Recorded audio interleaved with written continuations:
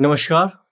सामान्य विज्ञान के इस लेक्चर में आपका स्वागत है। आज हमारी चर्चा का मुख्य विषय है विद्युत चुंबकत्व संबंधी अध्ययन। तो आज के इस लेक्चर में हम विद्युत चुंबकत्व से जुड़ी हुई समस्त अवधारणाओं को पढ़ेंगे और इनके बारे में विचार करेंगे। तो जैसा कि आपको पता है विद्युत चुंबकत्व, इसका पहले बेसिक समझ लेते हैं, इसके बाद हम डीप में सब्जेक्ट में आएंगे। विद्युत चुंबकत्व ये है क्या?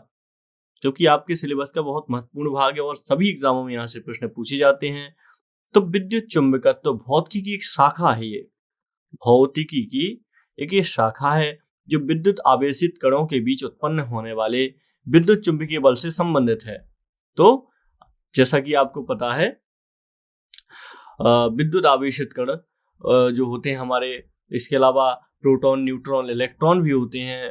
तो कुल मिला के आप तो जैसे कि कोई भी ऐसी सतह होती है, जब इसमें प्रकाश डाला जाता है तो इससे इलेक्ट्रॉन निकलते हैं। आइंस्टीन का ये सिद्धांत है, आइंस्टीन के द्वारा दिया हुआ। तो ये समस्त चीजें अपने आप में जुड़ी हुई हैं, तो इनको समझने का प्रयास कीजिएगा। अभी और ज्यादा डिस्कस करेंगे आगे। तो ये कणों के बीच उत्पन्न होने वाले विद्युत चुंबकीय बल संबंधित हैं। विद्युत चुंबकीय बल चार मूलभूत बलों में से एक है। जो विद्युत चुंबकीय बल है ये चार मूलभूत बलों में से एक है। चार मूलभूत बल कौन से है? वो पहला बल है आणविक बल या परमाणविक बल, जो परमाणुओं के बीच लगता है। सबसे बड़ा बल है और सबसे तेज बल है। दूसरा बल हो जाएगा, आप देखेंगे, विद्युत चुंबकत्व, ये भी एक महत्वपूर्ण है। तीसरा हो जाएगा घर्षण बलों का समूह, घर्षण बल और अन्य बलों का समूह। ये एक अपने आप में समूह है, एक बल ना होके समूह है। और चौथा है गुरुत्वाकर्षण। ये गुरुत्वाकर्षण बल दुनिया का सबसे कमजोर बल है। जो गुरुत्वाकर्षण है ये दुनिया का सबसे कमजोर बल है, गुरुत्वाकर्षण। और आणविक बल सबसे दुनिया का प्रबल बल है, ये सबसे प्रबल होता है। तो याद रखिएगा। तो ये चार मूलभूत बलों में से एक है। चुंबकीय क्षेत्र विद्युत क्षेत्र और प्रकाश जैसे विद्युत चुंबकीय क्षेत्रों को प्रदर्शित करता है। यह मूल कारण है कि इलेक्ट्रॉन नाभिक से बंधे होते हैं और नाभिक की संपूर्ण संरचना के लिए जिम्मेदार होते हैं। आप जानते हैं इलेक्ट्रॉन किस तरीके से नाभिक से बंधे होते हैं और घूमते हैं। तो यही आपको समझना है। आइए आगे जानते हैं विद्युत चुंबकीय बल आखिर है क्या। अब इसके बारे में जान लेते हैं। विद्युत चुंबकीय बल एक प्रकार की भौतिक अंतःक्रिया है जो विद्युत आवेशित कणों के बीच में होती है। यह आवेशित कणों के बीच कार्य करता है और सभी चुंबकीय और विद्युत बलों का संयोजन है। ये जो विद्युत बल है सभी बलों का संयोजन है। विद्युत चुंबकीय बल आकर्षक या प्रतिकारक हो सकता है। या आकर्षण भी कर सकता है और प्रतिकारक भी हो सकता है, यानी प्रतिकर्षी भी हो सकता है, आकर्षण का उल्टा।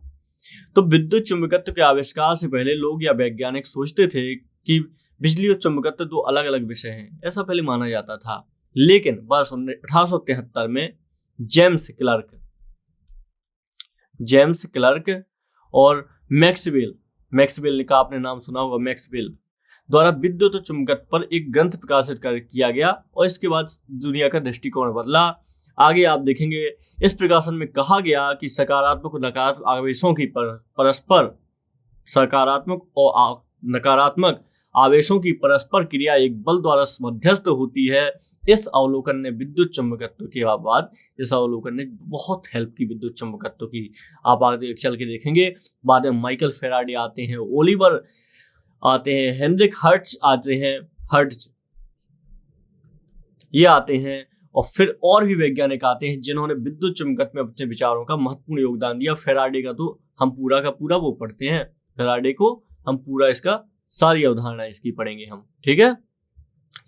चलिए आइए और आगे बात करते हैं। तो पहले बात करते हैं विद्युत चुंबकत्व क्या है, उसको और भी अच्छे समझते हैं। विद्युत चुंबकत्व एक ऐसी प्रक्रिया है जिसमें चालक में विद्युत धारा प्रवाहित करके एक चुंबकीय क्षेत्र बनाया जाता है। चालक में क्या किया जाता है? विद्युत धारा प्रवाहित करके चुंबकीय क्षेत्र का निर्माण किया जाता है। जब किसी चालक को विद्युत आवेशित किया जाता है तो यह चुंबकीय रेखाएं उत्पन्न करता है। अपने आप में ये बहुत सारी चुंबकीय रेखाएं उत्पन्न करता है जब इसमें आप आवेश प्रवाहित करते हैं। यह चुंबकीय रेखाएं उत्पन्न करता है। उदाहरण के लिए यदि किसी तार में करंट यानी धनात्मक आवेश गति करता है तो यह तार के साथ चुंबकीय क्षेत्र उत्पन्न करता है। ये देख रहे हैं, चुंबकीय क्षेत्र इस तरीके से उत्पन्न करता है। और चुंबकीय रेखाओं और बल की दिशा दाहिने हाथ के नियम का उपयोग करके निर्धारित की जा सकती है।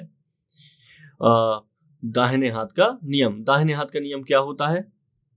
ये फ्लेमिंग के द्वारा दिया हुआ नियम है। फ्लेमिंग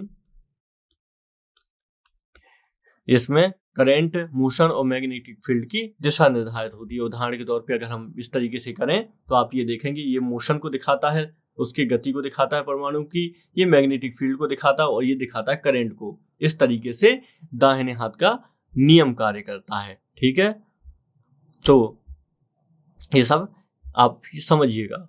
अब उदाहरण की अगर और भी देखें, इसमें उदाहरण की बात कर लें तो टीवी और रेडियो में उपयोग किए जाने वाले स्थायी चुंबकीय स्पीकर विद्युत चुंबकीय उपकरणों के आदर्श उदाहरण हैं, जो हम टीवी रेडियो में इस्तेमाल करते हैं, विद्युत चुंबकीय स्पीकर। इसके अलावा आप देखेंगे विद्युत तरंगों को श्रव्य ध्वनि में परिवर्तित करने के लिए स्पीकर डिजाइन किए जाते हैं। ये एक धातु की कुंडली एक स्थायी चुंबक से जुड़ी होती है और जब कुंडली से विद्युत धारा प्रवाहित होती है तो यह चुंबकीय क्षेत्र उत्पन्न करती है। बस यही है, सब कुछ कॉन्सेप्ट है। नवगठित चुंबकीय क्षेत्र स्थायी चुंबकीय क्षेत्र द्वारा प्रतिकर्षित होता है, क्योंकि आपने देखा होगा जो मैग्नेट होती हैं कई बार इनके आप ध्रुव देखेंगे, ये उत्तरी और दक्षिणी ध्रुव होता है। ऐसे इसका मान लीजिए उत्तरी ध्रुव दक्षिणी ध्रुव, जब एक जैसे ध्रुव दूसरे से टकराते हैं तो ये क्या कहते हैं, प्रतिकर्षण करते हैं। आप कितना भी फोर्स लगा देना, लेकिन आप इन दोनों को चिपका नहीं पाएंगे, इन ध्रुवों को। जबकि आप देखेंगे दो उल्टे ध्रुव चिपकाएंगे तो आराम से चुंबक चिपक जाएगी। तो ये वाला सिद्धांत तो बहुत जापान में रेलों तक में इस्तेमाल होता है। ये सिद्धांत अपने आप में बहुत बड़ा है, इसके बारे में हम बात करेंगे। तो विद्युत चुंबकत्व के आधार पर स्पीकर काम करते हैं। इलेक्ट्रोमैग्नेटिक इंडक्शन, ये क्या होता है? इलेक्ट्रोमैग्नेटिक इंडक्शन का मतलब होता है विद्युत आवेशित किया जाता है कंडक्टर को, तो विद्युत चुंबकीय क्षेत्र में घुमाया जाता है तो यह वोल्टेज यानी बिजली उत्पन्न करता है, और इस सिद्धांत को विद्युत चुंबकीय प्रेरण कहा जाता है। ठीक है, उत्पन्न वोल्टेज चुंबकीय क्षेत्र के माध्यम से चलने वाले कंडक्टर की गति पर आधारित होगा। कंडक्टर की गति जितनी तेज होगी प्रेरित बिजली वोल्टेज उतना भी तेज होता है। ये एक नियम होता है। इसके अलावा एक और नियम है, फैराडे का नियम है। तो फैराडे का नियम क्या कहता है? चुंबकीय क्षेत्र और कंडक्टर के बीच सापेक्ष गति फ्लक्स लिंकेज में परिवर्तन होता है। फ्लक्स में यह परिवर्तन कॉइल वोल्टेज उत्पन्न करता है। ऐसा एक फैराडे का भी नियम है। ठीक है, तो ये हमने कुछ बेसिक चीजें समझी। आइए अब आगे बढ़ते हैं और अच्छे तरीके से हम चीजें पढ़ते हैं। ठीक है, तो कुछ और हमें बेसिक जानना है, फिर इसके बाद में हम कूलॉम लॉ और ये सब चीजों को पढ़ेंगे, क्योंकि विद्युत धारा के बारे में जानना आपके लिए जरूरी है, क्योंकि यहाँ से प्रश्न पूछे जाते हैं। अगर सीधे हम टॉपिक में आ जाएंगे तो आप समझ नहीं पाएंगे चीजें। तो जान लीजिए विद्युत धारा के बारे में। तो क्या होता है, किसी चालक में जब विद्युत धारा, क्योंकि तार समझ लीजिए, कोई तो तार समझ लीजिए, वस्तु समझ लीजिए, विद्युत आवेश के प्रवाह की दर को विद्युत धारा कहते हैं। चालक दो प्रकार के मेटल होते हैं ना, एक चालक होता है, एक कुचालक होता है। चालक में आ जाती है सारी धातुएं आ जाती हैं, लोहा आ जाता है, जबकि कुचालक में क्या आता है, रबड़ आता है, कुचालक में लकड़ी आती है कुचालक में। तो इसमें कुचालक तो नहीं बोल रहा, इसमें चालक बोल रहा है। तो इसका मतलब किसी चालक तत्व में जब विद्युत आवेश के प्रवाह की दर को विद्युत धारा कहते हैं। धनात्मक आवेश के प्रवाह की दिशा ही विद्युत धारा की दिशा मानी जाती है। यानी दो करंट होते हैं ना, पॉजिटिव नेगेटिव, तो पॉजिटिव करंट की दिशा स्पष्ट है। विद्युत धारा की दिशा ऋणावेशित इलेक्ट्रॉन की दिशा के विपरीत होती है। ठीक है, क्योंकि जो इलेक्ट्रॉन होते हैं यही तो घूमते हैं ना साथ में, इन्हीं से प्रवाहित होती है। विद्युत धारा का मात्रक क्या होता है? इसका मात्रक देख लीजिए, तो इसका मात्रक हो जाएगा एम्पियर। हमने शुरुआत में भी पढ़ा था इसको अगर 1 एम्पियर इक्वल टू करें तो 1 कूलॉम पर सेकेंड होता है, कूलॉम पर सेकेंड। तो इसको आप ये समझ में आएगा, जो ये कूलॉम लॉ लिखा है ये भी संबंधित है विद्युत धारा से। आगे बात करेंगे। चलिए, तो विद्युत धारा के प्रकार देख लेते हैं। 2 प्रकार की होती है विद्युत धारा। क्या क्या होती है? पहले होती है दिष्ट धारा और दूसरी होती है प्रत्यावर्ती धारा। ये 2 प्रकार की धारा होती है, तो इसको याद रखिएगा। इसको बोलते हैं डीसी करंट और इसको बोलते हैं एसी करंट है। जो एसी करंट होता है, आइए इसके बारे में समझ लेते हैं। दिष्ट धारा क्या होती है? यदि किसी पर्वत में धारा की दिशा एक दिशा में बहती है तो उसे दिष्ट धारा कहते हैं। बैटरी इत्यादि से प्राप्त धारा दिष्ट धारा कहलाती है। अगर दिष्ट करंट को हम ग्राफ में बनाएं तो ये ऐसा बनेगा, क्योंकि ये सिर्फ पॉजिटिव चलता है, ये नेगेटिव चलता ही नहीं। जबकि एसी करंट की अगर हम बात करें तो एसी करंट ऐसे चलता है, positive negative, positive negative, positive negative, इस तरीके से चलता है। इसमें क्या होता है, अगर आप करंट से चिपक गए तो पॉजिटिव है, फिर नेगेटिव होगा तो आप छूट जाएंगे। इस तरीके से इस करंट में अगर ये करंट लग भी जाता है तो इसमें बचने की संभावना होती है, जबकि दृष्ट धारा का जो करंट होता है ना, अगर आपको ये करंट अगर लग गया तो इसमें बचने की संभावना नहीं होती, क्योंकि पॉजिटिव ही होता है। ये कहाँ से प्राप्त होता है? बैटरी इत्यादि से हमें ये करंट प्राप्त होता है। जो आम घर है इसमें जो करंट आता है, जो आपके घर में बिजली आती है, ये एसी करंट होता है, प्रत्यावर्ती धारा होता है। अगर इसको हम डिफाइन करें तो ऐसी धारा जिसके मान एवं दिशा समय के साथ आवर्ती रूप में परिवर्तित होते रहते हैं, प्रत्यावर्ती धारा कहलाती है। जैसे हो गया अल्टरनेट, ऑस्किलेटर आदि से प्राप्त होने वाली विद्युत धारा प्रत्यावर्ती धारा कहलाती है। ठीक है, अल्टरनेटर वगैरह से, तो ये याद रखिएगा। आइए कुछ और आगे बात करें। तो दृष्ट धारा की अपेक्षा प्रत्यावर्ती धारा का प्रमुख लाभ यह होता है कि प्रत्यावर्ती धारा को विद्युत ऊर्जा से अधिक हानि के बिना लंबी दूरियों तक संप्रेषित किया जा सकता है। ये इसका फायदा होता है। जो प्रत्यावर्ती धारा होती है एसी करंट, इसको लंबी दूरी तक हम संप्रेषित कर सकते हैं, जबकि ऐसा डीसी करंट में नहीं कर पाते हैं। तो ये आप दो धाराओं को याद रखिएगा, ये बहुत महत्वपूर्ण है। इसके बाद एक और पढ़ते हैं कुछ, विद्युत वाहक बल। ये बहुत महत्वपूर्ण है, इसको बोलते हैं इंग्लिश में इलेक्ट्रोमोटिव फोर्स। विद्युत वाहक बल, विद्युत वाहक बल, ठीक है। तो किसी विद्युत ऊर्जा उत्पादक उपकरण द्वारा उत्पन्न किया गया वह बल जिसके कारण किसी चालक या परिपथ में इलेक्ट्रॉन का प्रवाह स्थापित होता है, उसे कहा जाता है विद्युत वाहक बल। ठीक है, यानी परिपथ में इलेक्ट्रॉन का प्रवाह स्थापित होता है, उसे विद्युत वाहक बल कहा जाता है।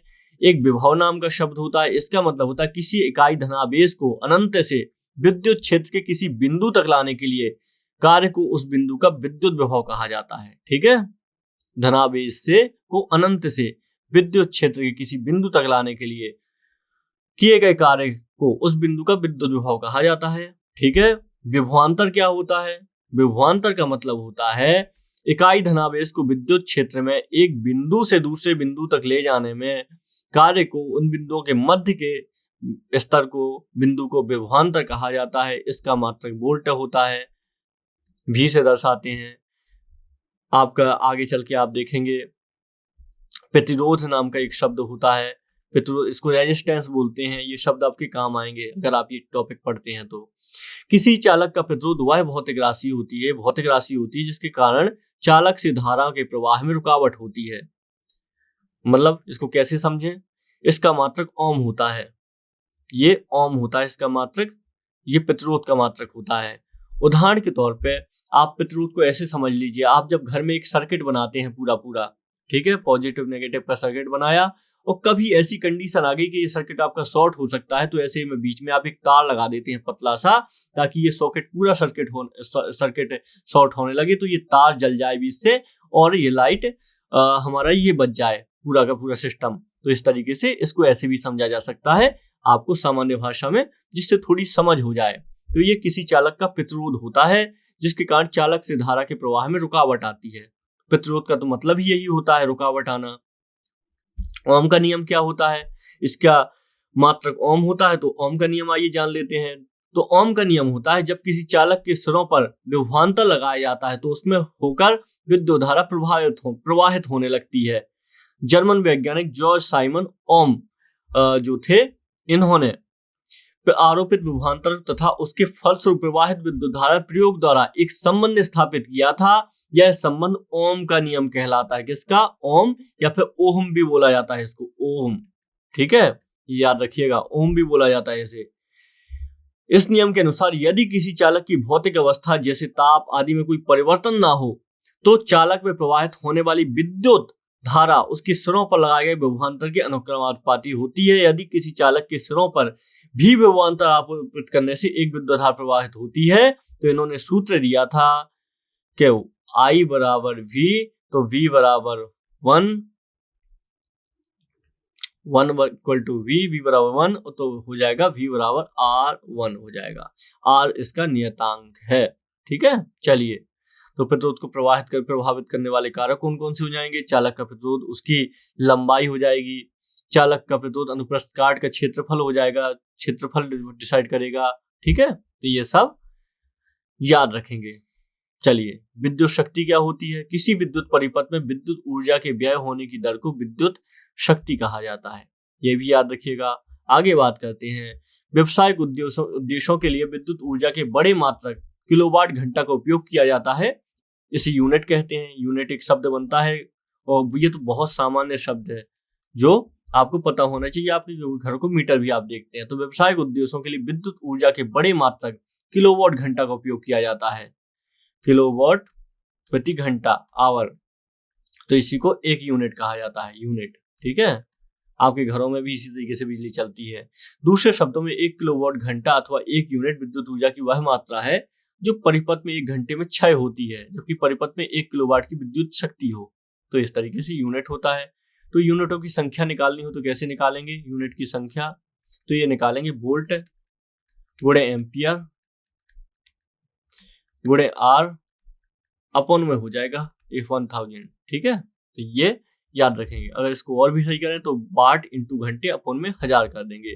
वाट गुणे घंटा अपॉन में 1000, ठीक है। तो ये सब आप शब्द याद रखेंगे। इसमें एक शब्द और भी है, जनरेटर। विद्युत जनरेटर क्या होता है? जनरेटर क्या होता है? तो जनरेटर का अर्थ होता है, विद्युत जनरेटर का अर्थ होता है, विद्युत जनरेटर विद्युत धारा अथवा बिजली उत्पन्न करने का एक उपकरण होता है। विद्युत जनरेटर यांत्रिक ऊर्जा को विद्युत ऊर्जा में बदलता है। किसमें बदलता है? यांत्रिक ऊर्जा को विद्युत ऊर्जा में। कैसे बदलता है? हमने आपको पहले जो टरबाइन होती है उसकी कार्यप्रणाली समझाई थी कि किस तरीके से नोजल से पानी आता है या भाप आती है, वो टरबाइन को मूव करती है, चलाती है। इसके पीछे कैपेसिटर लगा होता है, संघनन की प्रोसेस होती है और इस तरीके से जनरेटर के माध्यम से विद्युत बनना शुरू हो जाती है, हमारे घरों तक आती है। तो हमने इसको समझाया था, ठीक है। तो याद रखिएगा, विद्युत चुंबकीय प्रेरण का एक अनुप्रयोग होता है जनरेटर। जनरेटर, ठीक है। चलो, दूसरा ट्रांसफार्मर होता है। जनरेटर हो गया, ट्रांसफार्मर हो गया। ट्रांसफार्मर क्या होता है? फार्मर, ये क्या होता है? विद्युत चुंबकीय प्रेरण पर आधारित ट्रांसफार्मर की ऐसा यंत्र होता है जो प्रत्यावर्ती वोल्टेज को घटाने या बढ़ाने का कार्य करता है। क्या करता है ट्रांसफार्मर? जो प्रत्यावर्ती, जो एसी वोल्टेज होता है, इसको घटाने बढ़ाने का कार्य करता है। ये दो प्रकार के होते हैं, उच्चाई और अपचाई ट्रांसफार्मर होते हैं। तो उच्चाई होता है निम्न विभव की प्रत्यावर्ती धारा को उच्च विभव की प्रत्यावर्ती धारा में बदलता है, और दूसरा होता है जो उच्च विभव की प्रत्यावर्ती धारा यानी एसी करंट को निम्न विभव की एसी करंट में बदलता है। तो बस इतना ही होता है, इसमें अंतर बहुत ज्यादा नहीं है। और तीसरा हो जाएगा विद्युत मोटर। ये भी आप सुन लीजिए क्योंकि तीनों में क्लियरिटी आ जाएगी। विद्युत मोटर एक युक्ति होती है जो विद्युत ऊर्जा को यांत्रिक ऊर्जा में बदलती है। यहाँ पे देख रहे हैं आप, विद्युत ऊर्जा को यांत्रिक में बदल रहा है ये, और जबकि यहाँ पे जनरेटर क्या करता था? यांत्रिक को विद्युत में। विद्युत मोटर धारा के चुंबकीय प्रभाव के सिद्धांत पर कार्य करते हैं। विद्युत मोटर का उपयोग विद्युत पंखों, वॉशिंग मशीन, मिक्सचर ग्राइंडर आदि अनेक युक्ति में किया जाता है। तो एक ये भी आपका हो गया, सिंपल है ना। क्योंकि आप देखते हैं ना, जैसे आपके पास मिक्सचर है तो उसमें विद्युत तो जाएगी, उसमें मोटर भी लगी है, तो ये विद्युत मोटर की यांत्रिक ऊर्जा में बदलेगी, तभी तो आपके काम होगा ना, जो आप बहुत सारे काम करते हैं। जबकि जनरेटर क्या करता है? यांत्रिक ऊर्जा, आप यंत्रों के माध्यम से मूव होती हैं चीजें, और ये विद्युत में बदलता है। तो ये सब आप याद रखिएगा, आसान रहेगी आपको चीजें। आइए अब बात कर लेते हैं हम कुछ अन्य पॉइंटों पर जो बहुत ज्यादा महत्वपूर्ण है और आपके एग्जाम में आने की पूरी संभावना होगी इन पॉइंटों की, ठीक है। तो पहला हमारा है कूलम्ब लॉ। तो क्या होता है कूलम्ब लॉ? आइए इसके बारे में जानते हैं। पहले आपको कुछ बेसिक बातें बताई थी, आशा करते हैं आप समझ गए होंगे। तो कूलम्ब लॉ होता है दो स्थिर बिंदु आवेशों के बीच लगने वाला आकर्षण या प्रतिकर्षण बल। आकर्षण या प्रतिकर्षण बल दोनों आवेशों के परिणामों के गुणनफल के अनुक्रमानुपाती तथा दूरी के व्युत्क्रमानुपाती होता है। ये तो इसकी परिभाषा हो गई, ठीक है, कूलम्ब लॉ। तो दो स्थिर आवेशों के बीच लगने वाला आकर्षण या प्रतिकर्षण बल दोनों आवेशों के परिणामों के गुणनफल के अनुक्रमानुपाती तथा व्युत्क्रमानुपाती होता है, ठीक है। ये आप याद रखिएगा, इससे आपको आसान हो जाएगी। और समझते हैं, कूलम का नियम होता है जब आवेश सपोज करें Q1 है और एक आवेश Q2 है, इन दो आवेश कणों को एक दूसरे से r दूरी पर अगर रखा जाए, पृथक किया जाता है, तो उनके बीच स्थिर विद्युत बल दो कणों के आवेशों के गुणनफल के समानुपातिक होता है। दो कणों के आवेशों के गुणनफल के समानुपातिक होता है, उनके बीच की दूरी के वर्ग के व्युत्क्रमानुपाती होता है। तो ये आवेश इस तरीके से कूलम लॉ। ठीक है, चलिए आगे बात करते हैं। अभी इसको और हम अच्छे समझेंगे। जैसे इमेजिन करिए दो बैलून हैं, one with a positive charge and other with a negative charge. तो इसमें क्या हो जाएगा, अगर इनको दोनों को क्लोज ले जाया जाए, पास में ले जाया जाए, तो क्या होता है, ये दोनों चिपकने लगती हैं, पुश ईच अदर अवे, या फिर दोनों को दूर करने की कोशिश करेंगे। या तो चिपक सकते हैं या फिर इसको क्या करेंगे, एक दूसरे से प्रतिकर्षण होगा इनके बीच में कि दूर रहो हम। तो इस तरीके से कूलम लॉ जो है हेल्प करता है हमको बहुत सारी चीजें समझने में। या एग्जाम्पल आपको अच्छा लगा होगा, आशा करते हैं। ठीक है, इसके अलावा इसी नियम का कहना है कि अपोजिट चार्ज जो होता है ये एक दूसरे को अट्रैक्ट करता है, like the positive and negative balloon stick together, जैसे चिपक गए थे जो गुब्बारे थे, while similar charge repeal each other. इस तरीके से ये अपने आप को पुशिंग भी करते हैं। चलिए आइए इलेक्ट्रिक सर्किट देख लेते हैं। तो इलेक्ट्रिक सर्किट क्या होता है, ये एक बंद पाथ होता है, बंद सर्किट होता है, बंद सिस्टम होता है, जिसके माध्यम से बिजली करंट फ्लो होता है। इसमें एक पॉजिटिव सिरा होता है, जैसे ये हो गया,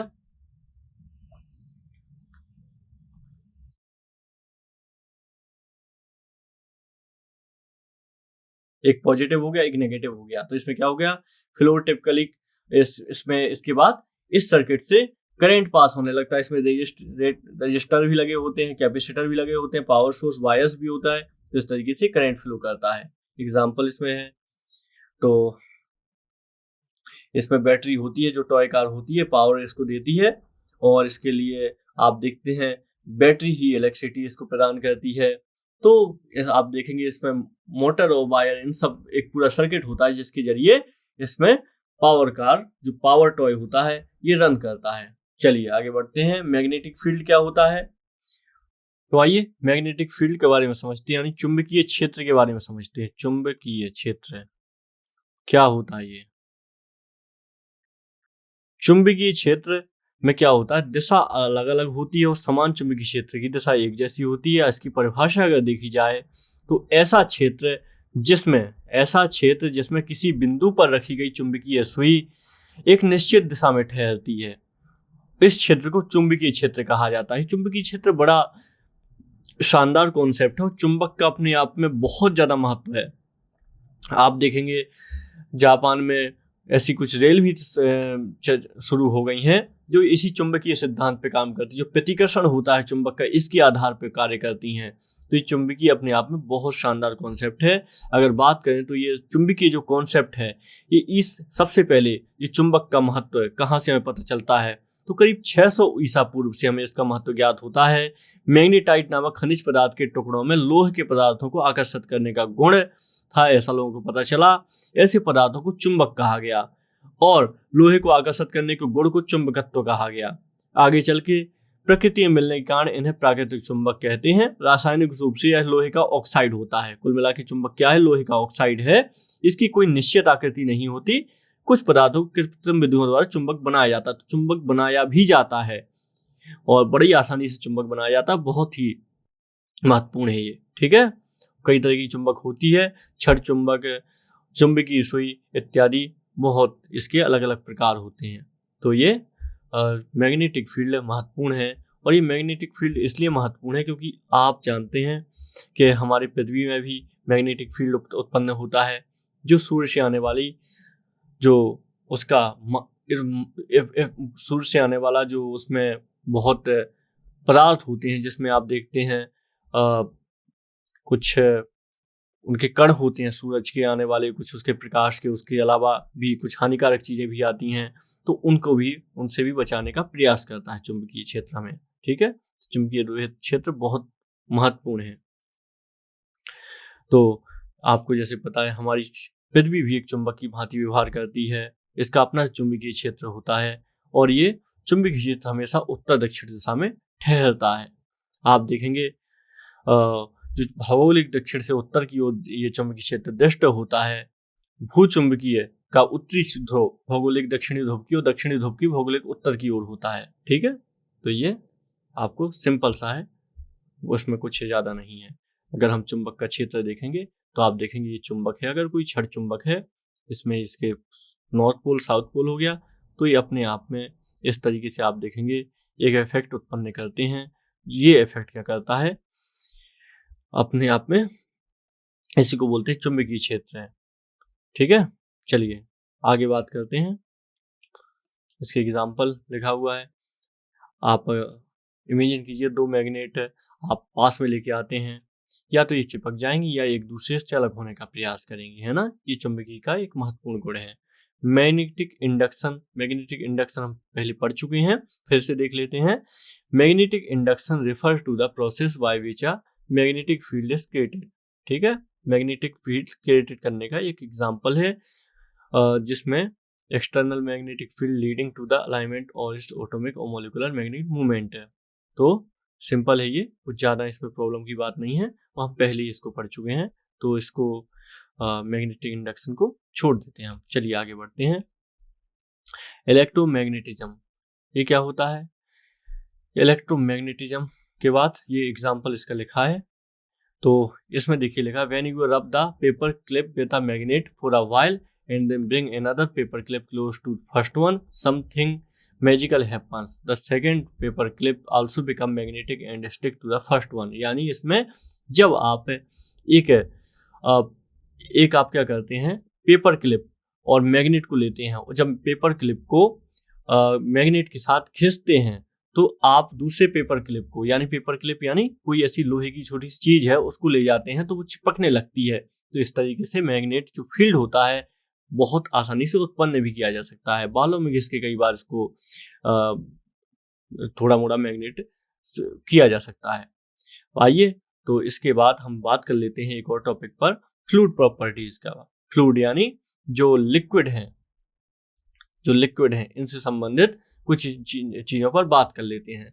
तो फ्लूइड का आपको पता है द्रव, एक तरीके से हम द्रव की बात करने वाले हैं। फ्लूइड यानी द्रव की बात करने वाले हैं। तो इसमें क्या है, ये मतलब फ्लूइड जो होता है ये फ्लो होता है और एडेप्ट कोई भी शेप ले सकता है, कंटेनर, लिक्विड, गैसेस, ये सब इनमें किसमें आती हैं, फ्लूइड में आती हैं। सब चीजें, द्रव होगा और गैस होगी, ये सब फ्लूइड में आती हैं चीजें, गैस।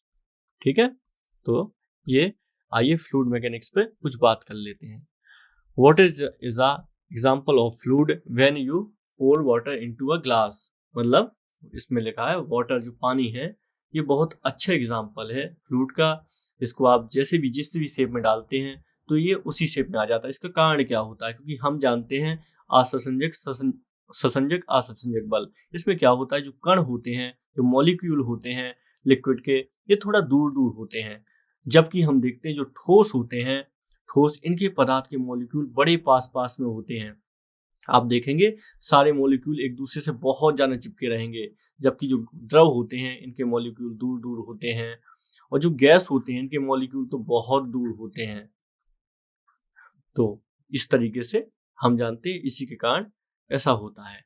तो ठीक है, fluid have different properties like density, pressure and, तो ये सब जो इसकी प्रॉपर्टीज हैं ये भी बहुत नॉर्मल है, इसमें कुछ खास नहीं है। चलिए आगे बढ़ते हैं।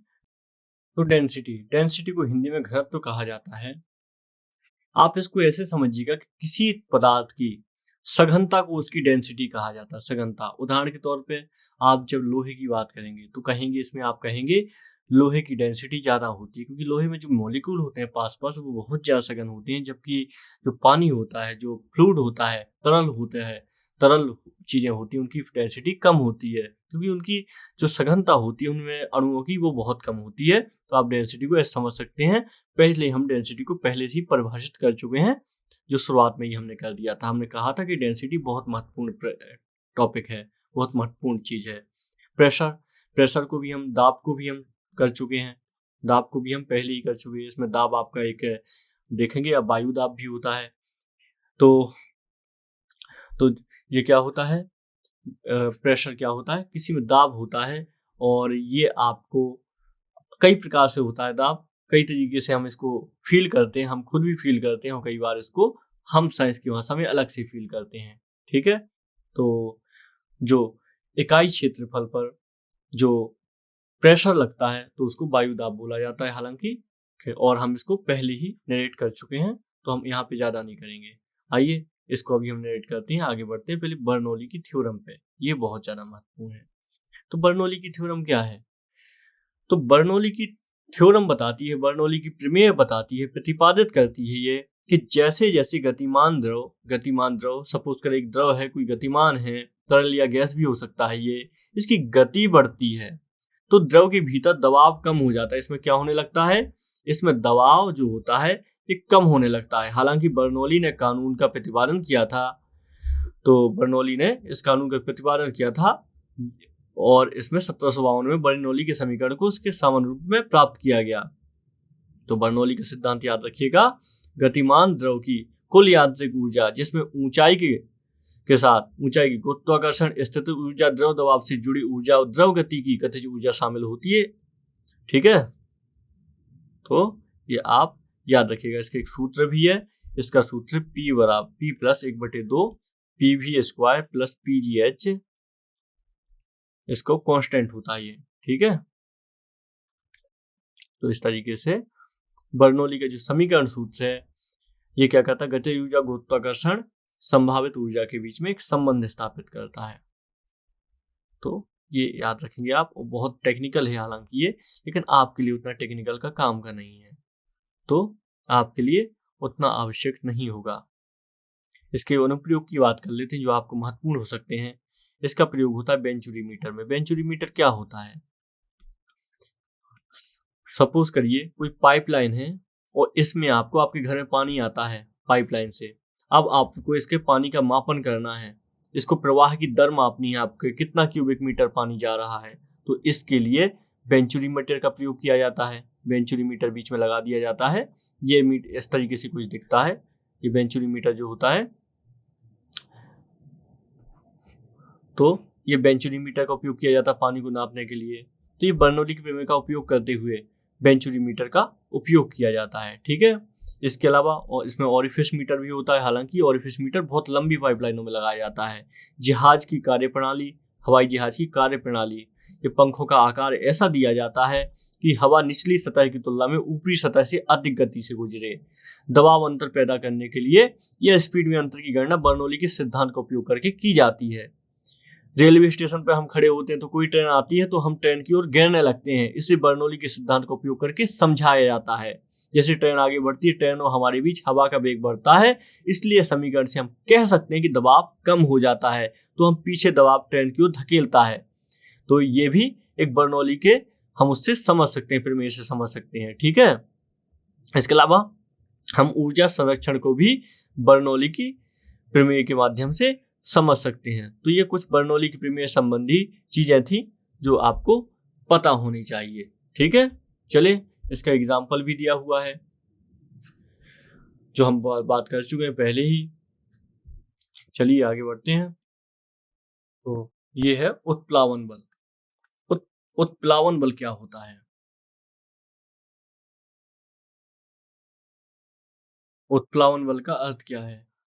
आपने देखा होगा पानी में कोई चीज डूबी रहती है तो इसको आप दबाते हैं नीचे की तरफ, इस पे फोर्स लगाते हैं तो ऊपर की ओर मूव होती है, तो इसी को उत्प्लावन बल कहा जाता है।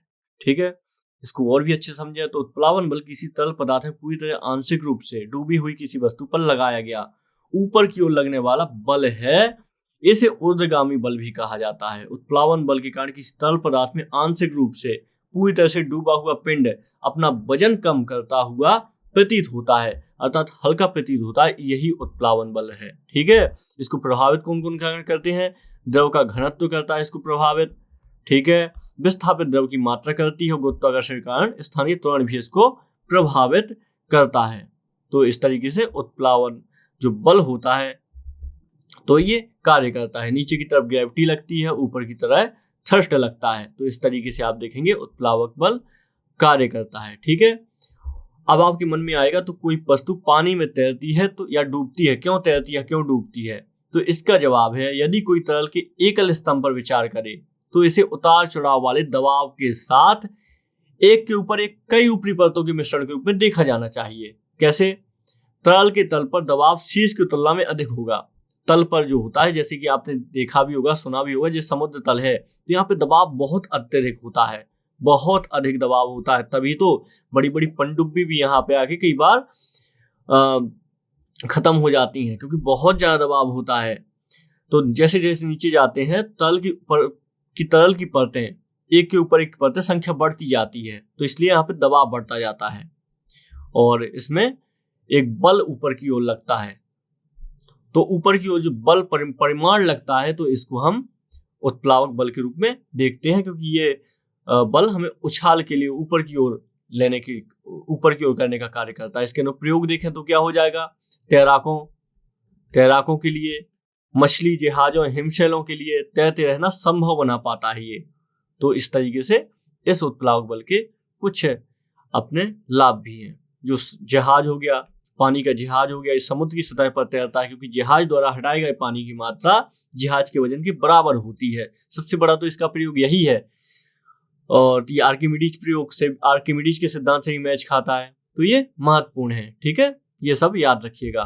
तो चलिए, आज का ये लेक्चर हमने इसके साथ कंप्लीट किया। हमने एक बेसिक के बारे में बात की और फ्लूइड मैकेनिज्म संबंधित कुछ चर्चा की। आगे एक और लेक्चर में मिलते हैं विज्ञान संबंधित। इस लेक्चर को इतना ही रखते हैं। नमस्कार।